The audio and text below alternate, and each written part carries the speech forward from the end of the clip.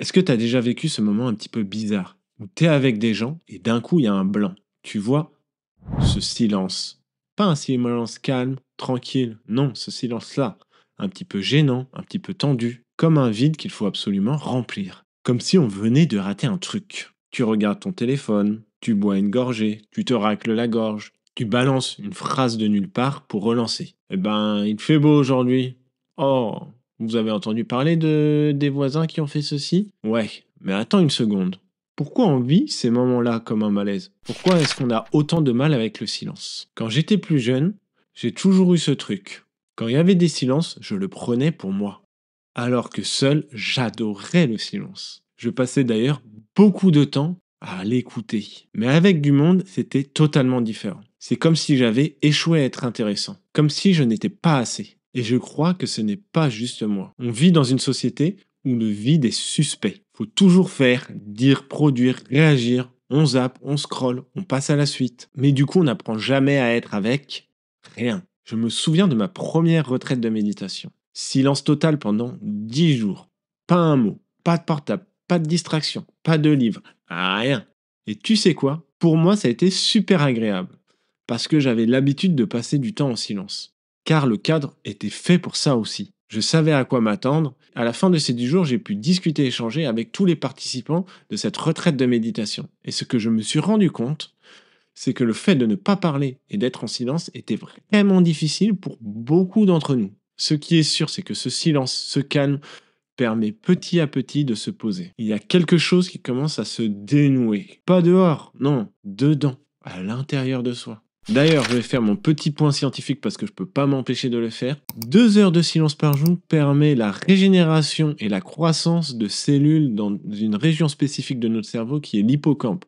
Donc qui permet d'augmenter la mémoire, diminuer le stress, diminuer surtout l'hypervigilance, augmenter la tension. Au niveau hormonal, le silence permet aussi la réduction de production de cortisol. Le cortisol qui est l'hormone du stress qui est généré par les surrénales. Troisième et dernier point, c'est que le silence aiguise aussi notre capacité d'écoute. Quand le bruit s'arrête, le cerveau recalibre son attention. Cela favorise la perception des sensations internes et de ses émotions. Le silence, c'est comme un miroir. Et franchement, des fois, ce qu'on y voit, c'est pas très joli. On y voit nos doutes, nos peurs, nos blessures, nos traumas, les choses qu'on fait semblant de ne pas entendre dans le bruit du quotidien, les choses entre guillemets qu'on enterre ou qu'on met sous le tapis comme j'aime bien dire. Et ce que j'ai réalisé, c'est que souvent ce n'est pas le silence lui-même qui nous pose problème, mais c'est ce qu'il me disait, c'est ce qu'il mettait en lumière. Tu connais peut-être ce concept. Carl Gustav Jung, psychologue du début du siècle, appelle ça l'ombre, shadow en anglais. L'ombre, c'est toutes les parties de nous que l'on rejette, que l'on refoule, que l'on met de côté. Et dans le silence, là, elles viennent te faire coucou. Elles sortent doucement de leur grotte et elles te regardent. Elles s'expriment. Elles émergent du fond de toi. Mais attention, ce n'est absolument pas une mauvaise chose. C'est même une sacrée opportunité. Parce que pendant tous ces moments de vide, tu peux vraiment apprendre à te connaître. Pas juste le toi que tu montres, le personnage social, mais le moi profond.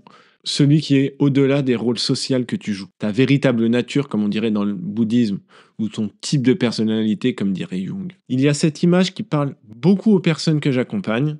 C'est la métaphore de l'eau trouble. Imagine, tu prends un verre d'eau et tu remues. Ça devient opaque. C'est le bazar. Mais si tu poses le verre, petit à petit, la terre va commencer à retomber.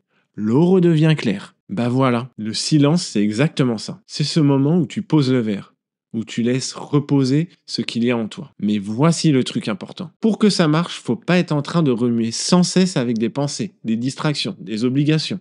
Faut accepter de s'arrêter, de s'ennuyer.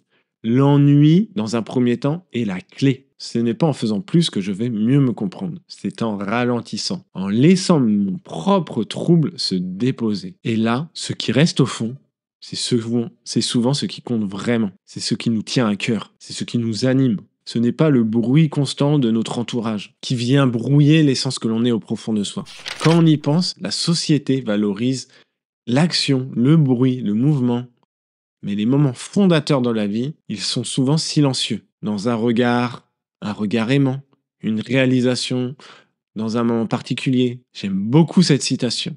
Le silence, c'est l'espace indispensable entre les notes, comme disait Mozart. Sans lui, il n'y a pas de musique, juste du bruit. Et c'est peut-être là le vrai courage d'aujourd'hui. Ce n'est pas d'en faire plus. C'est d'accepter de ne rien faire, de se poser, de juste être. Tu vois, c'est un peu comme si le silence était une porte. Une porte qu'on peut franchir pour revenir à soi. Pas pour fuir le monde, mais pour mieux y revenir ensuite. Parce que quand on a pris le temps d'être avec soi-même, vraiment, tout change. Tu deviens plus présent, plus à l'écoute, plus vivant. Alors, voilà mon invitation d'aujourd'hui. La prochaine fois que tu es dans un moment où tout se tait, essaie de ne pas combler.